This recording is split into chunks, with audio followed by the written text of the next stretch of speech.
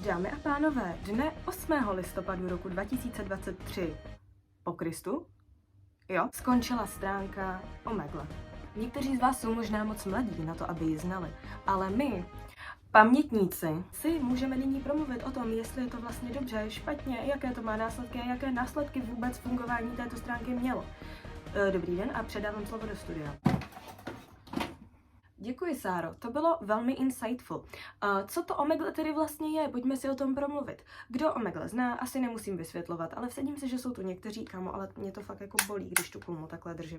Napsali jste do vyhledávače klasicky Omegle, nemuseli jste se přihlašovat, nemuseli jste nic oficiálně potvrzovat a mohli jste kliknout buď na to, že chcete chatovat s náhodným člověkem, anebo jít do videochatu s neznámým člověkem. Pokud vás napadá, že tam mohly být nějaký problémy, překvápko, byly.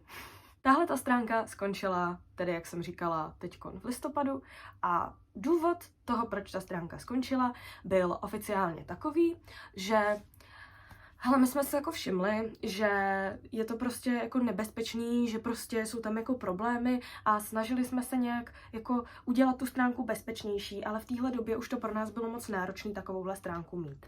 Já se vsadím, že tam museli být nějaký lawsuits, protože oni teda tvrdí, že updateovali různě terms of service, snažili se udělat Omegle bezpečnější a tak dále. It was not successful. Pojďme si tedy jako připomenout, jak třeba my pamětníci jsme trávili třeba takové přespávačky v roku 2015.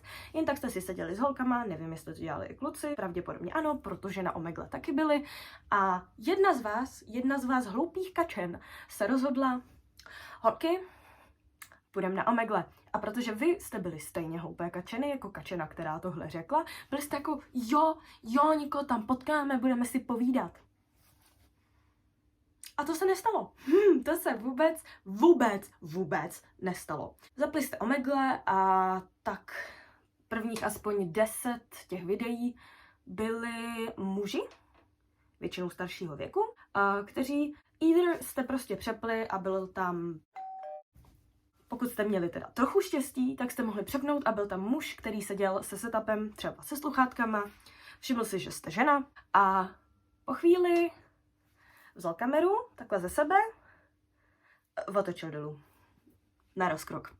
Znova. Takže of course, tam byli starší, nechutní chlapi, kteří si užívali být viděni, často dívkami pod zákonem a dívky pod zákonem. Samozřejmě si řeknete, o můj bože, když existovala takováhle stránka, proč rodiče nezakročili? Já se ptám, proč nezakročila stránka. I kdyby rodiče zjistili, co se na těchto stránkách děje, a pokud máte takový ten dětský přístup na internet, víte, jak vám můžou rodiče zablokovat některé stránky a zablokovali ji, půjdete na jednu blbou sleepover a uděláte to stejně. Jo, prostě vždycky si najdete přístup. Tohle je problém dětí, že ten přístup tu vždycky bude, proto i ta debata o tom, že někdo je špatný. Přijde mi nesmyslná, protože se k tomu děti tak dostanou, takže trochu o co jde. A tahle ta krásná stránka fungovala tedy od roku 2009 do roku 2023. To je prostě přes dekádu, kdy lidi z Omegle jako si až teď uvědomili, že možná to není úplně v pohodě stránka, možná by to chtělo jako něco. Reálně vím, že když jste šli na tu videoverzi, tak mám pocit, že jste tam museli zaškrtnout právě, že jsem starší XY let. Což pokud víš, že na tvojí stránce jsou lidi, kteří si rádi prostě nad malýma holčičkama, nechceš to omezit nějak praktičtějc? Nějak, jak to bude fungovat? Třeba, brácho, třeba? Omegle bylo zdrojem hodně jako kontentu různých youtuberů.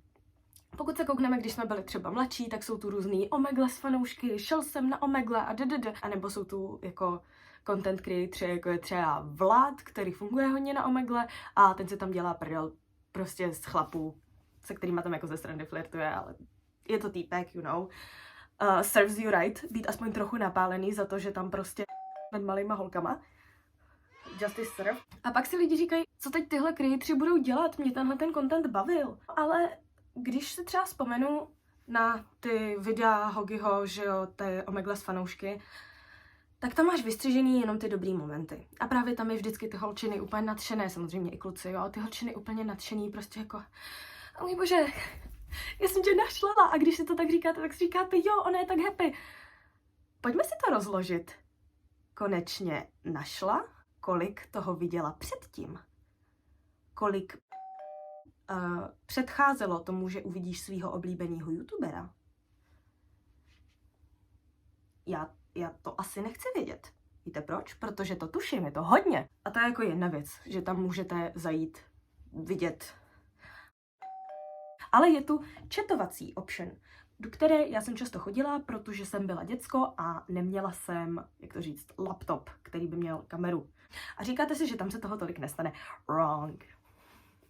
You are so wrong. Omegle je prostě film v síti for you to enjoy prostě. Reálně pro tebe můžeš mít živou zkušenost s něčím takovým.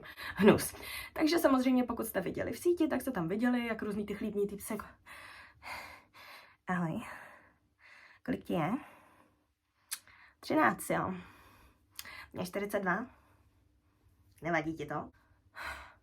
Tobě to má vadit. Tobě má vadit, že tý holce je 13.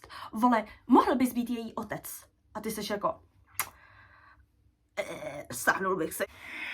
Takže takovýhle týpci tam byli, samozřejmě chtěli váš Instagram, chtěli váš Snapchat. Thank the Lord, prostě, že jsem neměla Snapchat v tu dobu. A vím, že jednu dobu už jsem tam byla jako díl. A právě někdo mi jako napsal úplně, dáš mi svůj Facebook, dáš mi svůj Snapchat. A já jsem byla jako, ne. Mně se tam líbila ta anonymita, já jsem prostě byla fajn, když se tady něco stane, tak se odpojím a jako nazdar. A takže jsem napsala jako ne. A čekali byste, že týpek přepne dál, jo, nebo něco takového. Týpek, vole, mě malinký, ne, mě, to podle mě ještě nebylo 13, to mohlo být 11, ty vole. Týpek mi napsal, já si najdu, kde bydlíš a něco ti udělám.